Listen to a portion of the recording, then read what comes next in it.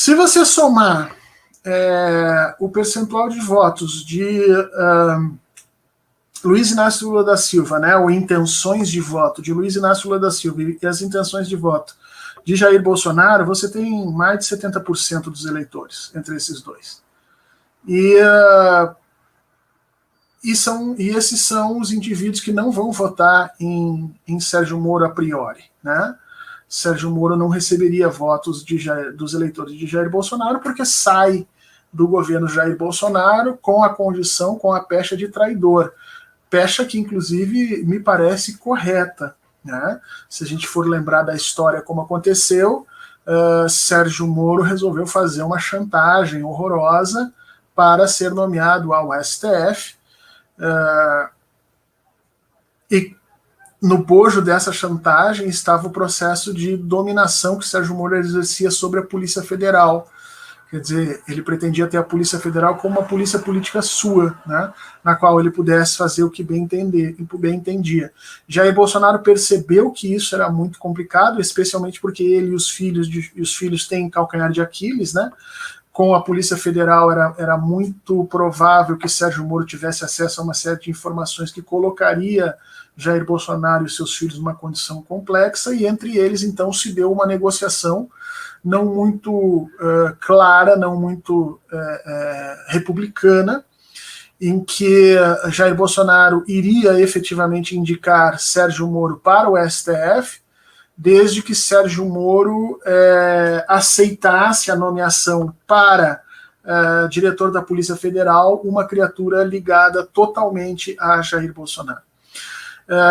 E esse trato, esse acordo, que na época os dois reconheceram, inclusive, foi reconhecido tanto pelo Bolsonaro quanto pelo Sérgio Moro, que havia essa situação. O problema desse acordo é um problema de sincronia dos tempos, né? Porque, veja,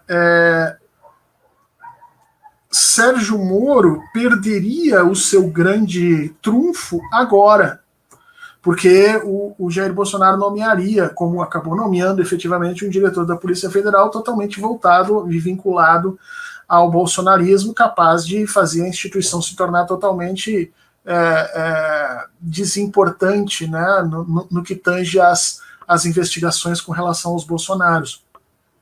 Então, aceitando o acordo, Moro perderia o seu trunfo imediato e só receberia o benefício do acordo no final do ano, quer dizer, né, dali a 6 meses, no final, quando é que foi a indicação do Cássio com K? Foi ano passado, né? Então, e o Moro tinha saído no finalzinho do primeiro ano, né, no início do segundo ano de Jair Bolsonaro. Então, ele ficaria em grande medida 1 ano esperando a indicação para o STF. Então, esse problema de sincronia não permitiu que eles fizessem um acordo. Porque, veja, tanto pelo lado de Bolsonaro quanto pelo lado de Moro, havia uma perversidade e uma falta de respeito pelas instituições suficientes para levar esse acordo adiante. O que faz o acordo não acontecer é a incapacidade da sincronia. E aí Sérgio Moro resolve romper os pratos muito rapidamente, pensando que ele, Sérgio Moro, saindo do governo Bolsonaro, traria, ou pelo menos colocaria o governo Bolsonaro numa condição tremendamente frágil. Isso porque havia uma narrativa da mídia, havia uma construção ideológica da mídia, dizendo que o governo Bolsonaro era um animador de palco como presidente, né, que era o próprio Jair Bolsonaro, e a figura de 2 grandes indivíduos que mantinham efetivamente o governo de pé, que era Paulo Guedes e o apoio do sistema financeiro, e Sérgio Moro e o apoio das instituições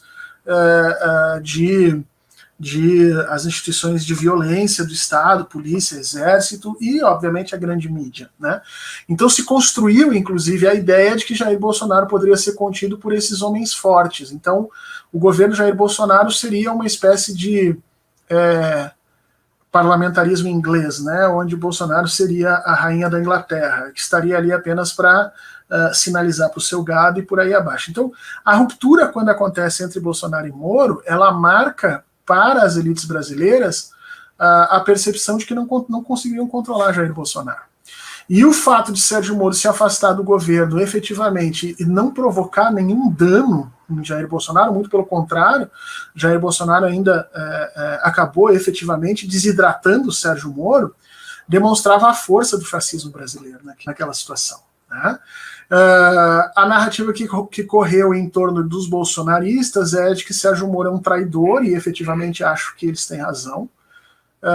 E com isso cria um tabu, quer dizer, os apoiadores efetivos de Jair Bolsonaro não vão apoiar Sérgio Moro sob hipótese alguma, né? E os apoiadores de Luiz Inácio Lula da Silva, obviamente que não também. Então sobra para Sérgio Moro, sobra para ele brigar um percentual de no máximo 30% dos votos, excluindo aí, aliás, colocando nesse balaio ainda todos os outros candidatos da chamada terceira via.